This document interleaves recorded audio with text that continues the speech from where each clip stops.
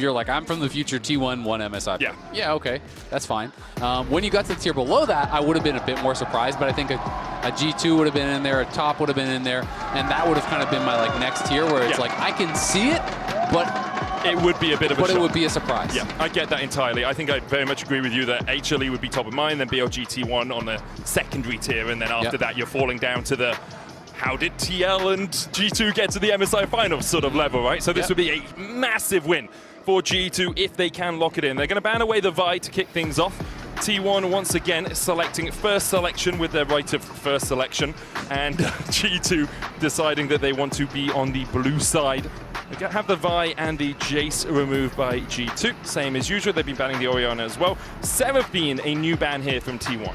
Yep, Seraphine going to be banned away as they feel like, hey, okay, we've lost Mel, we've lost Ziggs, we've lost some of these kind of top-tier champions. And also, you know what makes Seraphine a lot better is the fact that Lucian is gone. Yeah. Because the traditional answer these days is the Melio Lucian to the Ashe Seraphine. So if you're not going to be willing to actually grab that for yourself immediately, you're not necessarily going to be willing to give it away. And we'll see where T1 wants to take us because they're the ones with the pressure now. And G2 has had the creative answers. It feels like they have been better prepped for the draft. And pressure is on. T1 at home. Let's see where down 2-0. Yeah, it's a massive deficit for them. We've only ever seen 6 reverse sweeps in the history of international League of Legends. One of them was this tournament, G2 taking down Top Esports, but before that, I think it was back in 2023 where BDS reverse swept PSG at Worlds, I want to say play-ins. So it's been a while. It is not a very common affair as the Lee Sin is going to be locked in for Oner. Well, Oner is an incredible Lee Sin here. It's going to be Varus as the answer, and I wonder if SkewMond would go towards the Skarner. That has been something that a lot of pros do really like. Because of the CC, the ability to actually answer those, and it feels like an obvious answer. I mean, Lee Sin takes the Sonic Wave in, you hit Ishal's impact, you scoop him out of the air, you throw him into the wall, you ult him up. It is very tough. It is, again, about this denial of plays, more so than the offensive plays themselves. But Skarner, of course, can look for those offensive plays as well. And T1 had spent their ban on Poppy, which is another one of those kind of defensive answers in the similar boat to Skarner in my mind. So I like the pick here already. We're going to see an early Sylas here from T1. Chain of Corruption and Impale are very good ultimates to take away. Will be locked in. They're definitely not bad, but I don't think it's on that top tier. It's not an Alistair level. Exactly. And one of the things that I don't love about the early Sylas is, I mean, Sylas is just a strong champion. If you get ahead, you can just snowball the game even if you don't have those S-tier ults. But I will say, when you early pick Sylas, you ensure the other team is not picking Alistar and Malphite and like anything that's crazy, right? And so, yeah, Chains of Corruptions is a good pick tool, but it's not the same level as some of the other ults that are, you know, sometimes available. So I'm curious if they're seeing it sometimes as a denial as well, right? If they're like, hey, we don't want to play against this, maybe you can't pick because we have Sylas. Yeah, I mean, if you have Sylas on the side of G2, you've already got a Dragon's Rage and a Gnar. Those are good ultimates to have, right? Good displacement is BB. This will be BB in the top lane on his Yasuo. Often picks this into the Gnar. Seen as a counter pick. In fact, at that MSI back in, when was the 2-3? Was that 24? Back in 2024, I remember this pick. I remember him flashing, doing the Keyblade combo to catch out the Gnar in the top lane. I mean, it's a real advantage of Broken Blade, and I have to feel like if I'm in Doran's seat, he knows he's not having the kind of series that he wanted. And again, now you're getting counterpicked here. You're in a matchup where if you make a mistake, you could die, right? It's not just going to be a 5 CS advantage. If you are making mistakes, you can cost your team the game because this Yasuo could snowball. I am curious, though, are we going to see things, banned out here that are going to be enablers for the Yasuo? Because we don't have great enablers for the Yasuo yet. You know, are they worried about a potential like Yasuo Yone? Are they worried about more, champions like Nautilus? Are they worried about, the engage tools there from Labrov that could be kind of up and available, like a Rakan or something? To me, if I'm T1, I'm thinking about, okay, how do we make it difficult for him in the 5v5? Well, they are worried about that Nautilus. They're going to take that away. I wouldn't be surprised by Rel as well. One of Labrov's actually favorite champions when he was on BDS. He played it, I want to say, about 80% of the games that he could play it, as that was before Fearless times. We'll see what the second ban is. The Dark Ages. Yeah, man. Imagine if we had Fearless here. So, we'll play Cassante and Gnar into each other over and over again as the Karma is taken out of possible picks for T1. Their final ban, we expect it to go towards the support pool to try and remove some of Labrov's agency. Whether it's Rel or Rakan or whatever. I feel like it's dealer's choice. It's which one are you most worried about? And they are also going to be considering, like, okay, what 2v2 are we considering? And which support would both help the Yasuo and be most annoying with the Varus? So T1 obviously going to be considering a lot of things, but my expectation is you just get another support man. We'll see where T1 decide to go. Lulu. I mean, it does help that Yasuo. We've actually seen Labrov flash Wild Growth with a Yasuo, with Broken Blade's Yasuo just out of range of getting the last breath. And in T1C, you're thinking about, oh my god, G2 has been so annoying with these denial picks. The Skarner, now we have the Cho'Gath. You know, if you're thinking about, okay, we want to be playmakers, we want to get in there with Yasuo and Sylas and Gnar and look for big plays, well, Polymorph is pretty darn annoying. When you are looking for those types of angles.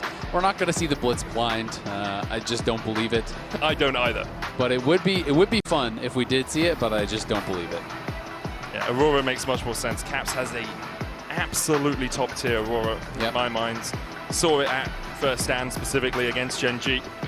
And now we'll see what he can do with it in this game. Leaving support for last on G2's side, whereas T1 now going to look towards their AD carry and their top laner. It's going to be a difficult pick for them because, oh, not top laner, sorry, support. It's going to be a difficult pick for them because you do have that counter support for G2. Feels like it's probably going to be the answer here. Yeah. And then the question is, you know, what would be the option for Labrov? A couple of cool stats. The last and only time T1 was ever 3-0'd at an international was Worlds 2017 Finals. The oh-so-famous Malzahar series with Faker, you know, in tears on stage after that. That is an iconic moment. And G2 has never been reverse swept. So there is kind of these two things, you know, working Unstoppable here. Force and movable objects. Exactly. G2, you know, has not been reverse swept. But T1 never really gets 3-0'd. So those are two sides there. I mean, so here's the thing. T1 could win this game and then G2 win. And we still fulfilled the T1 never gets split the middle. Yeah, well, you know, we still fulfilled the T1 side of that bargain as we see the Renata locked in finally for G2.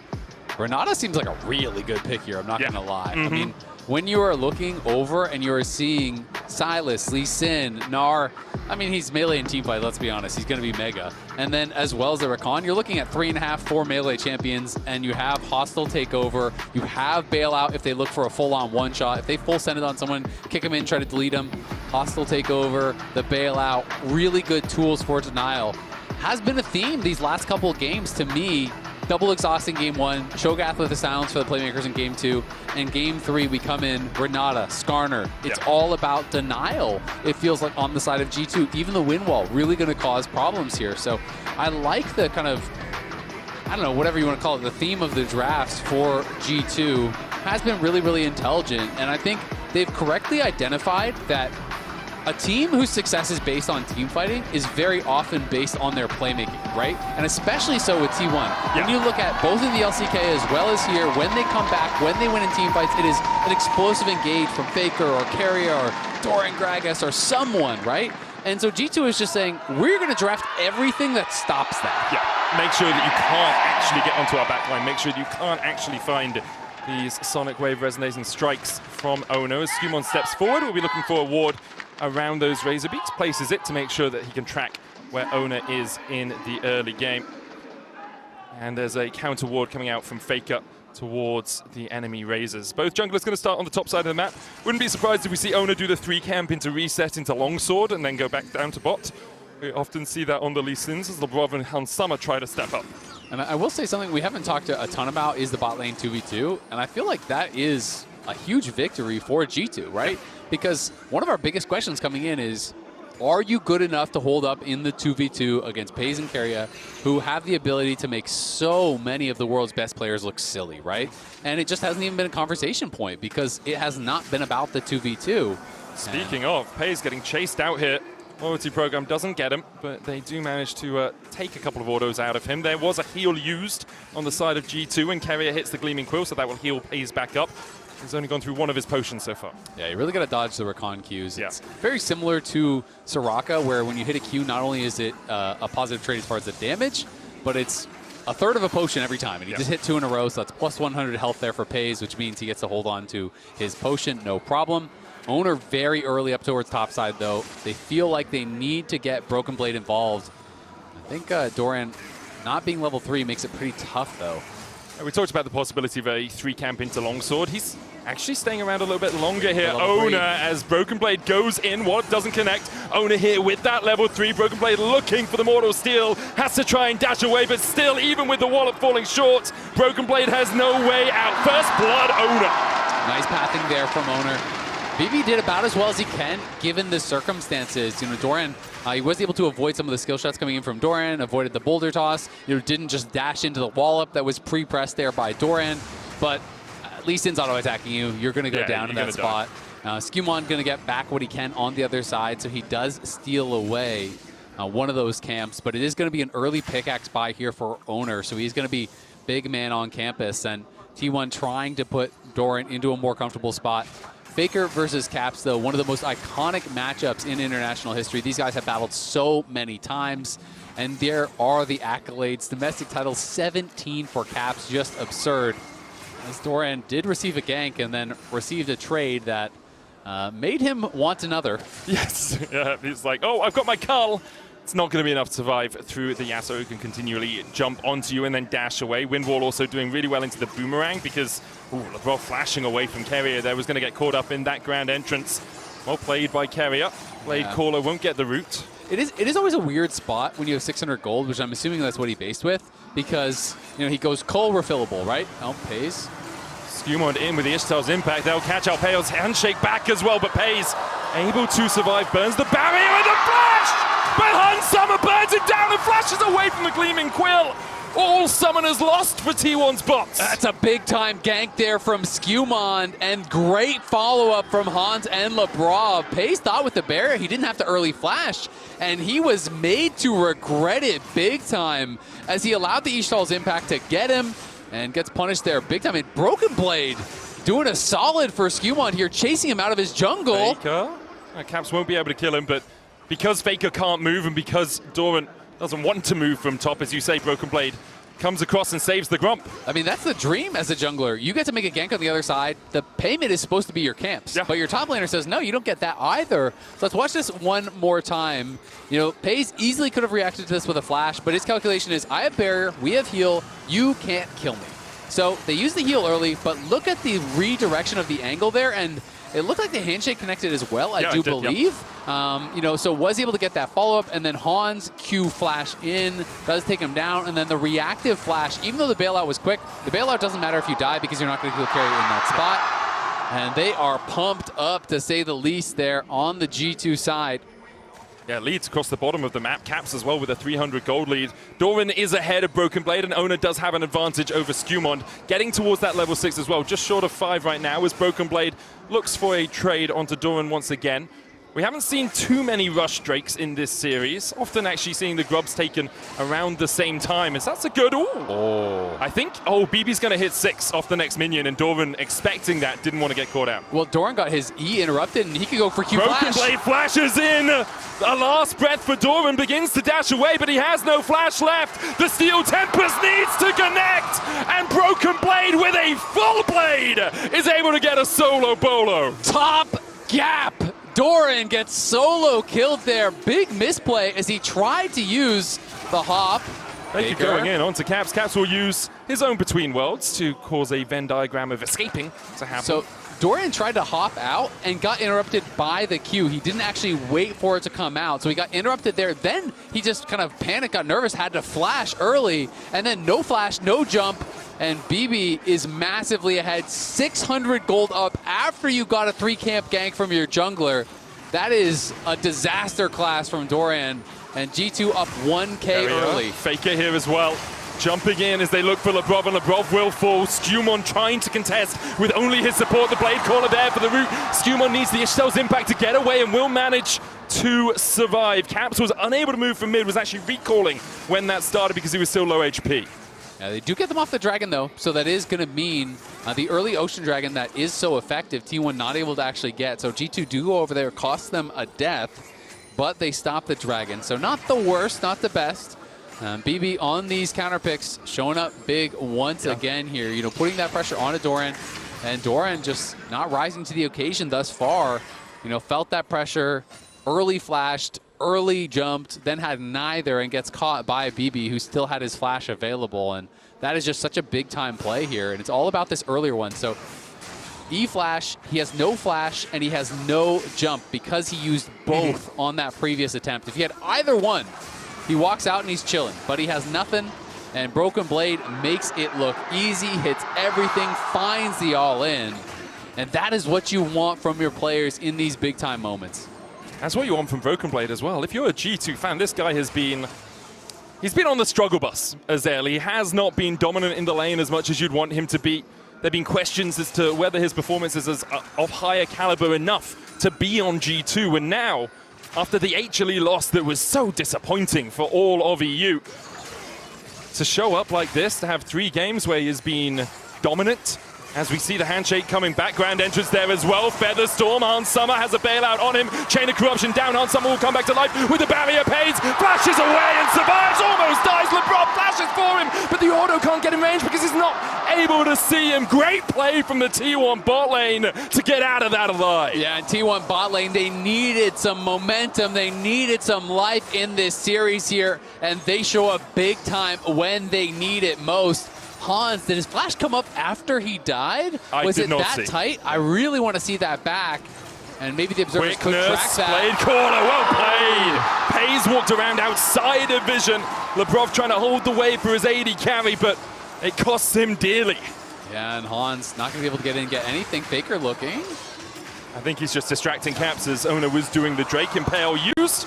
That's sidestepped by Caps. Yeah, good sidestep there. Big couple kills, though, for T1. And Broken Blade getting a nice little chunk there. Doesn't want to fully commit because Doran was about to mega out. You look for the all-ins after the mega. Here it is one more time. Peyz and Hans, both level 6.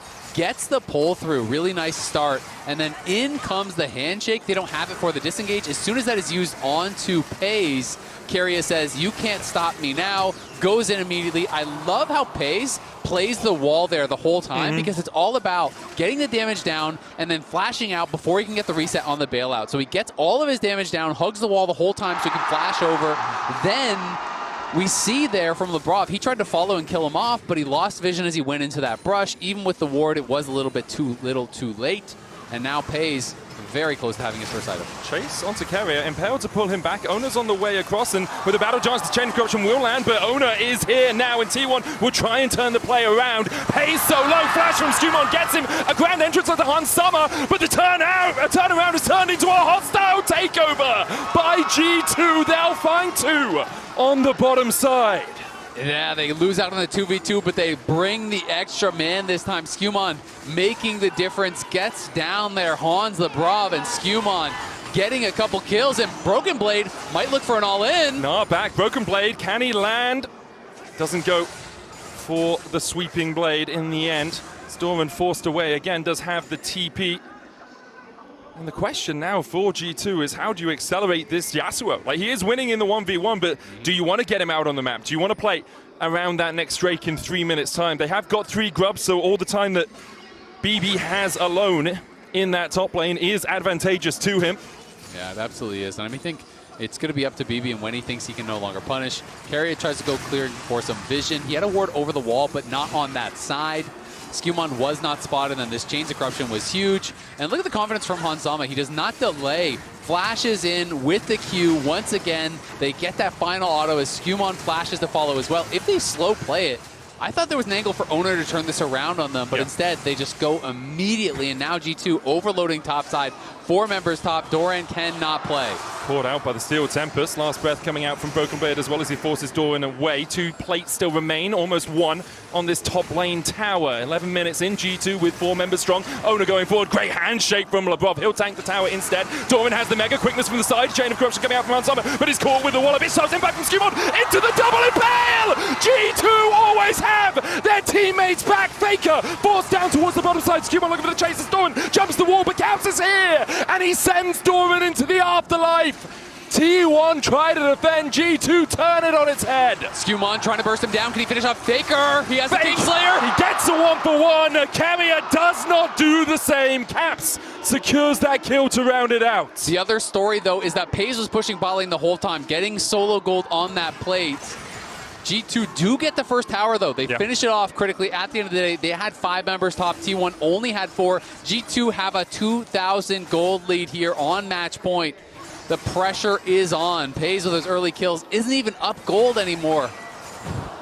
The weirding out only with an alternator there for Caps. Does have 4 stacks on the Dark Seal, but now for G2, the 0-3 loss against HLE, a distant memory.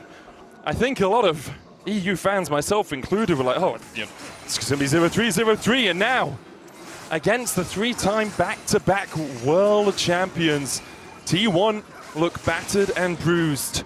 They are finding things, and last time we saw a big gold lead for G2, T1 were able to eke their way back into the game.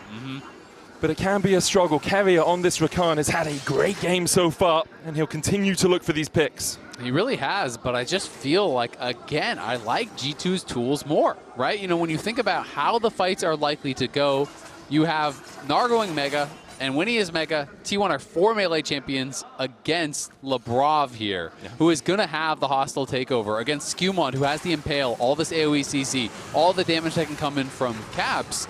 And Peyz, you're relying on him to get so much of the damage done, but Windwall makes that very, very difficult as well. So you are relying on one of these picture-perfect engages that we know that Oner and Doran and Keria and Faker are capable of delivering, but they haven't really been able to find them so far in this series. G2 has just had great answers throughout. Peyz, the only player on T1 with a lead, does have the Essence Reaver complete to the static shiv for Hans Summer. Drake up in 3 seconds' time. Caps caught out by the Wallop. Doran just looking to take him low. Caps doesn't have TP, Doran does. So if Caps wants to make it a 4v4 around this Drake, he needs to chase Doran out as they look for the engage on Broken Blade. The quickness lands the charm, good wind wall, but BB can't survive through them. T1 find a great pick around the Drake, and because of that, G2 unlikely to take the fight. A handshake, okay, good deal. You can have that one, you took our top laner. Yeah, they're going to look to try to get a couple plates here. SkewMond and Labrov not looking for a fight, just looking to keep them away from these minions here mid, as Peyz and Keria try to make their way back over to defend this tower. And that was a bit of a risky position that Broken Blade was in. He did have the flash, he had the wind wall, so he felt he was going to be in a decent spot to find that angle, come in behind them, punish T1 as they went for that dragon. But there's a lot of mobility on this T1 roster. The ability to chase down with the quickness, with all of the dashes on Faker and Oner are showing, you know, why you have to still pay that respect. Caps gets his recall off just before Doran checks the bush. Broken Blade trying to defend this tier 1 on the bottom side, but we talk about the dashes, and Broken Blade might need to find a way out of this one. Last breath used by Faker, the sweeping blade from Broken Blade. He doesn't have the shield, and Peyz will take his life. They do the Yasuo combo to the Yasuo. They got the Lee Sin to set it up for that stolen last breath. Caps, Labrov, and SkewMond all coming in, but Faker is still behind them. They don't know! They flash in, they look for the engage. The hostile takeover lands, but only onto Faker and Oner. Peyz not auto-attacking his teammates. In the end, T1 able to defend for now. Peyz with a good blade caller. A TP behind. SkewMond now on the back foot. Ishtal's impact interrupted. The weirding from Caps doesn't find its mark, and Doran's here to join the party. SkewMond with the impale only lands it onto one, and Faker very happily will be pulled into his grasp. T1 with great reactions on the bot lane fight. It's been about Peyz and Keria for so much of this year for T1, and when they need them most, they are stepping up. Absolutely. Oner and Faker being active, but Peyz now on 2 items, 700 gold lead here, and Broken Blade got caught one time, one mistake on the flank, lost his flash, lost his life, and that prompted T1 to go right back at him, because without that flash, it is so difficult to escape from those situations. And now Doran going to be able to get back in this off that tower. He's up 300 gold. Peyz with a nice lead in this game, going back ever so slightly in T1's favor. They have the dragons, they have a tiny gold lead, and we'll see what they can do with it. I mean, the 2K deficit that T1 were in has disapparated. It's gone. Now T1 with the advantage, with the 2 Drakes held, started by Broken Blade, but not really a true contest out of G2. Caps trying to farm up in the side lane. One of the small gold leads that G2 have is on his shoulders, but it's only 160. As T1 have fought back valiantly in this game. G2 trying to contest around the Herald. Faker goes in the Impale. Just short of the Stinger there. Yeah, not quite going to clip him. And yeah, Caps isn't up a ton of gold, but he is very strong, and he is going for a really high damage build here. He's going Sork Boots, and we're assuming that could be even a Shadow Flame second. He's looking for burst, and there are some squishy members over on the T1 side. If he can catch Peyz, Peyz is that strong member. Yes, you have the Xayah. Yes, you have tools, but sometimes Aurora just needs one combo, and you are gone, or at least you're put so low that you're out of the fight. We can see G2 just trying to force this. T1 looking for the contest. Faker hasn't hijacked an ultimate as of yet. Sonic Wave hits onto SkewMond. Smite comes out. G2 get the Herald. T1 unable to find purchase in a way they wanted to start that fight off, and G2 don't really need to force it. Yeah, T1 were trying to delay because the hijack is just back up right now. So I think they were hoping, okay, we use the Impale early. Maybe we can get them nervous about the fight, pull them back, steal and alt, then use that as a tool. Because as much as I have talked about hostile takeover, a stolen hostile takeover is also very, very dangerous. Yes, you have wind wall. Yes, you have tools to maybe answer that.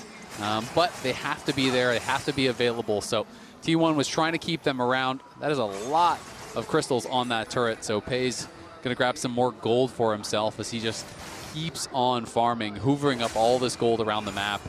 And he has just been a monster in the team fights. Skew looking for Faker. Has the flash, has the rocket belt. Ishtar's impact comes in. Faker dashes away, uses the flash, uses the rocket belt, but Broken Blade's there for the chase. And with the Impale, there's no escape for Faker. BB with his third of the game. Nicely done there by Broken Blade. SkewMond and Broken Blade get up towards topside, kill off Faker, get his flash. Don't have any flashes of their own to spend, and they don't even need them. A little surprised that Faker actually even went for the flash from that position, given that when you looked at the map, no one was right there. Often when you see Faker spending the summoners in those spots, it is to buy time for someone who's sprinting up the river. They didn't have that in position, and we can check in on the Coinbase gold grind. This is the big advantage right now for T1. It is gold on Peyz, on the Xayah, a champion that can be so dangerous in the team fight. But again, G2 with a lot of tools to answer. The wind wall, the potential dive, the flank from the Aurora, the hostile takeover he has to be careful of. There's a lot of things that Peyz needs to play around. You only have one Featherstorm, and that one has to be used perfectly. The rest of it on that Mikhails that Keria has picked up, the quickness to distract the enemy team as well, the Gnar as well. There's a lot of tools in T1's collective toolkit to keep Peyz safe, but G2 have a lot of tools in theirs to try and dive on that Xayah. TP towards the mid lane here by Caps. Broken Blade waiting in the darkness towards the top side. He's pushed that wave into Doran, but he doesn't want to show too easily. Doran's just gone Mega Gnar. The Drake down to 5,000. It's T1 who are sitting on it right now. Broken Blade trying to chase Doran through that topside jungle. Caps goes in across the veil. Keria just short of getting clipped by that handshake. Double TPs come out as Doran is matched by Broken Blade. Infernals, Drake secured for G2. Ishtar's impact coming for the follow-up. There's the Featherstorm. Peyz charged into by the Rift Tower, but a great charm on the backline. Keria finds all four of them. Peyz takes out SkewMond. Between worlds we go, and to the afterlife go T1. On Summer on the chase. Doran trying to escape, but I think the G2 have got him. Broken Blade slices him in twain as T1, only Faker and Keria remain. The Battle Herald did so much work for G2 in that fight. They go in, they got the early Featherstorm off of Peyz, and that Chains of Corruption from Han Sama chained to 4 members, I believe, from T1. They were getting rooted up one after another after another. Everyone from G2 piled in. Caps immediately flashed onto Peyz, and we can watch this one more time. They summon up the Herald, and they decide, okay, the threat of the Herald is enough. Both top laners are TPing in. You can see both coming in the back of the fight. And then after they secure it, the instant Herald from Caps. Caps is going to charge in towards that backline, and Peyz uses the early on the hostile takeover, but then lands on the Herald. And now watch Caps. As soon as he pops out of the Herald on this side, he's going to insta-flash onto Peyz. He goes in onto him, pushing him back. The Chains of Corruption came through and just immediately rooted up so many members there. Cap survives that final auto, gets out, and is able to knock him down.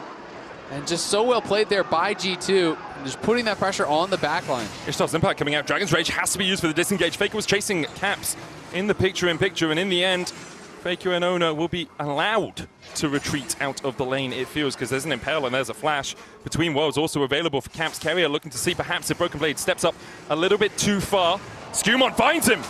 Faker found and locked against the wall, and Faker in this bot lane is destined to fall. Caps secures it, a killing spree for the Aurora. Mid lane pushed in, it looks like bot lane's going to be 2. Doran allowed by Broken Blade to take this top lane tower because Keria was nearby. And just like that, we're back above where the gold lead was before. It is now 2.3K here, 2.4K briefly for G2, and they are pushing in on this next tower, looking to extend that gold lead even further. Caps getting so fed right now. T1 still have all those options. We talked about them a bunch. We talked about how good their team fighting is, and although they have not shown it to their epitome in this series, you know they can turn it on like that. T1, such a resilient team, such an experienced team. All it takes is a single blink. You take your eyes off them, and T1 look for players like this. Faker behind, Broken Blade looks to recall out. Doran's on his way. Faker spots him with the Scryer's Bloom. A 2-level advantage at the moment for Broken Blade, but it's going to be a 4-man advantage for T1 when the rest of their team reacts. Wind wall down, Keria here, a grand entrance, and a swift exit for Broken Blade. The last breath, the last he breathes. T1 with great reactions. Yeah, great reactions. Now they're going to force the Baron. Guaranteed. This is a T1 classic. Get a pick, go to the Baron, force the issue here. But Faker has no ultimate up to steal anything, and he is low. So T1 say, okay, G2 responded too quick. We got to get out of here. And it's moments like that that make T1. They are so good at finding those little avenues back into a game after they begin to fall behind. Smart of them to back off, I have to say. I think a Chain of Corruption hostile takeover between worlds combo there would have been pretty deadly, as Oner is showing here on a ward. I think he's trying to maybe look for a side lane play, but he doesn't know he's been spotted. The bot lane from T1 is in that top lane brush, I still believe. So they have 3 members up there, but all of G2 are coming. They're outnumbered. They don't know. SkewMond will face check. Keria and Peyz are waiting. There's the quickness. They jump on Caps. Labrov here with the bailout. Featherstorm out from Peyz. The bailout on Caps won't come down in time. The dash back, the hostile takeover only hitting onto Keria. Chain of Corruption out of hand. Summer Grand Entrance going to get him all knocked up. Peyz getting chased out, slammed against the wall. Han Summer opens up and Peyz falls. A double for the Varus. T1 now on the back foot as Broken Blade looks for more. Needs to land the knockup. Faker dodges with the rocket belt. Keria, Gleaming Quill for the heal. G2 might turn their attentions towards the Baron. Doran halfway to Mega. Has no wind wall. Hostile takeover. Hostile takeover. Only clips Labrov. And Doran, even with the Gnar against the wall, still gets knocked up. Faker dives in. Han Summer at a 3rd HP. Slammed into the wall by the Ishtal's impact. And the impact of SkewMond's Singer is felt again as Faker now on 10 HP. Chased out of the jungle. He's going to try and dodge away. Keria's on his way across as well. But here's the Scorpion King as SkewMond finds him. Nicely done by G2 again. T1 making the best of a bad situation. They were outnumbered. That ward from G2 spotted Oner going up there. But G2 was not aware. Oh, no, they were. They were aware that even Keria was up there. So they pinged out both.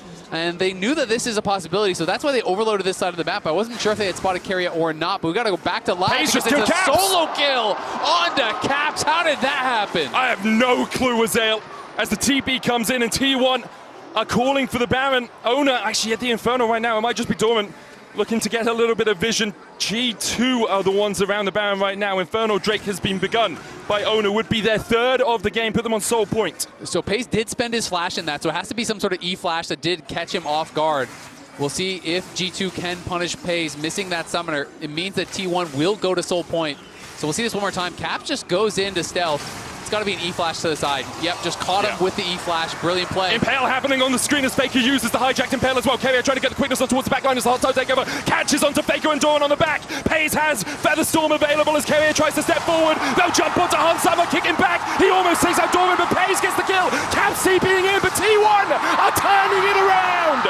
Once again, their magic reigns supreme as T1 win out the fight. Peyz getting that pick triggers everything here for T1. He gets the pick, they force the issue, and the trade of Impales there between Faker as Keria's behind Caps. Are they going to look for the turn? They are. Here comes Faker. Grand Entrance comes out, but across the veil goes Caps. Labrov and Broken Blade trying to trade towards the top side. Peyz getting chased out by BB, but he can't get the Steel Tempest down in time. Peyz gets the kill. Labrov going to get taken out by Faker as well. Between worlds we go, and into the grave goes Labrov. Caps able to survive, but look at the turn from T1. Baron buff for the next 3 minutes. Caps recalling.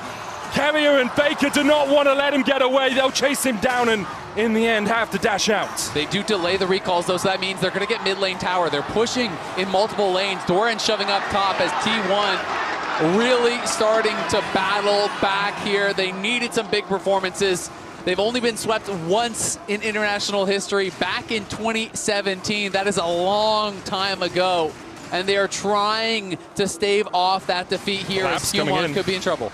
Quickness out of Keria. SkewMond trying to get out. They'll go for Hansama instead. The Dragon's Rage kick, though, saves him. Hansama kicked across the wall by Oner, and now with a double impaler, Labrov's there with a hostile takeover as well. They'll pull them back underneath the tower. Oner takes a tower shot, still gets the kill. No, he doesn't. In fact, he went in with a resonating strike, and now SkewMond is a little bit too deep, as he is going to get taken out by T1. The collapse continues. Hansama chased out by Keria. Needs the Gleaming Quill. Needs the auto attacks. He'll get them.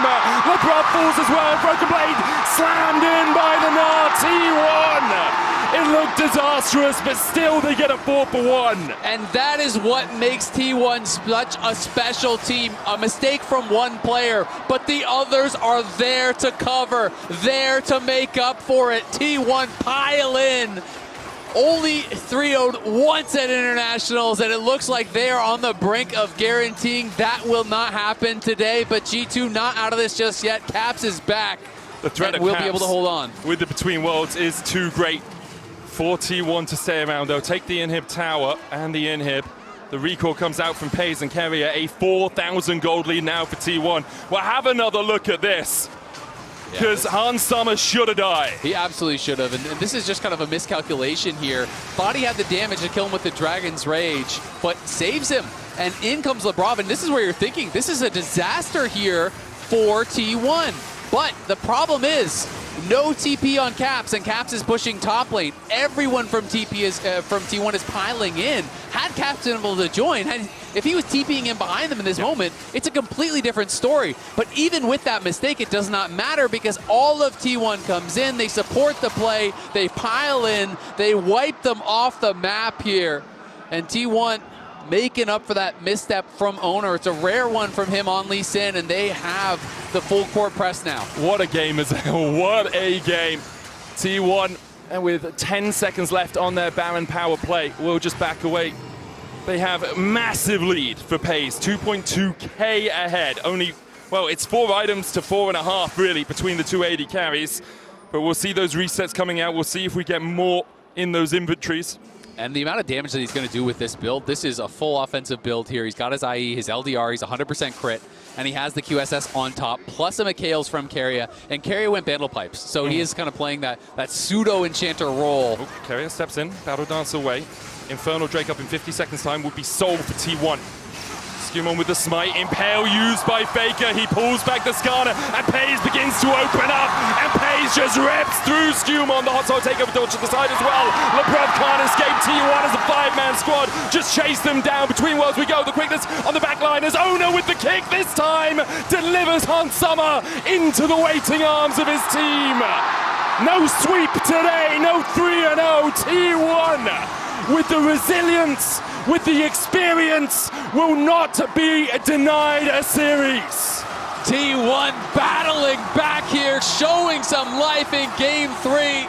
And Faker smiling as they march on the Nexus. This one was a huge one, and we have got ourselves a series.